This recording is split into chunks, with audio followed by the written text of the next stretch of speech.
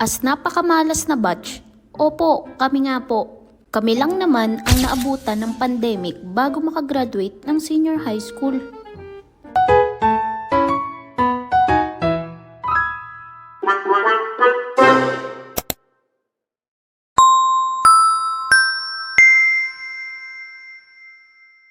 Naalala ko pa, kasagsagan ng presentation ng research namin nung nag-start mag-lockdown. Huling pagkikita, huling pagbabalibol, at huling boodle fight lang ang ginawa namin nung last day. Di na rin kami nakaakyat sa stage at kantahin ang walang sawang salamat ni Yeng Constantino. Gumraduate lang naman kami sa FB Marie. Tipong hihintayin mo mag-flash sa screen yung pagmumukha mo tapos yun na yun. So, paano nga ba ako nag-enroll sa college bago magka-COVID? Kasama ko nga nung araw na yun, yung kaklase ko na mag-enroll. Dahil isa akong inverter, introvert. Hindi ko kayang mag-enroll mag-isa. Nung time na yun, talagang porsigido at alam ko na agad kung anong course ang kukunin ko. At walang iba kundi ang architecture.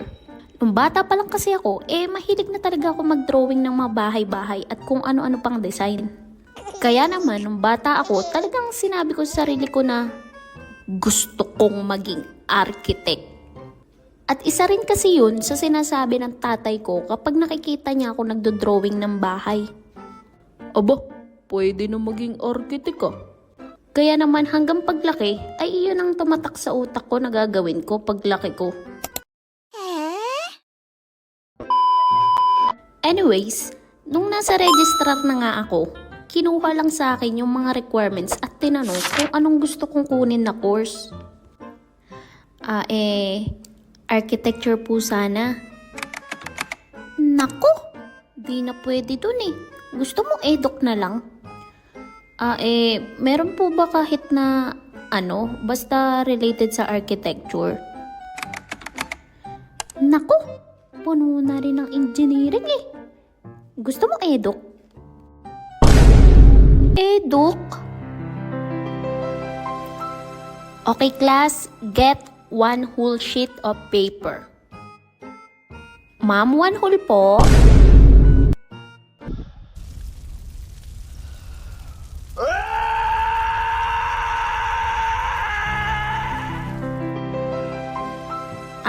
Sorry po. Sige po, wag niyo na po muna akong i-enroll. Di naman sa pero nangaano kasi siya eh. Joke. Kidding aside, wala po kasi akong talent sa pagtuturo. Kaya hindi muna ako nag-enroll nung time na yon.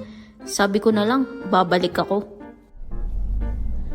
Kaya naman, nung pauwi na ako at nasa bus, ay chinat ko yung kapatid ko na hindi ako nakapag-enroll dahil hindi na sila tumatanggap sa course na gusto ko. Kaya naman sabi ko, mag-fine arts na lang kali ako. Para at least naka-align pa rin siya sa pagdodrawing. Kaso, walang fine arts sa university na yun. Kaya naman, wala akong no choice kung hindi mag-private. Kaya naman, sinabi ko sa kapatid ko kung pwede akong mag-enroll sa private since siya ang magpapaaral sa akin that time. Walang pag-aalangan at umuon agad siya.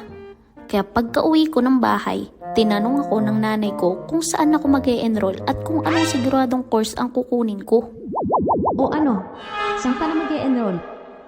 Anong kukunin mo course? Kapag nag-archi ako, kakayanin ko ba ang 5 years? Parang ang haba nun. Kapag civil engineering naman, puro math, pero may drawing. Tapos, 4 years lang.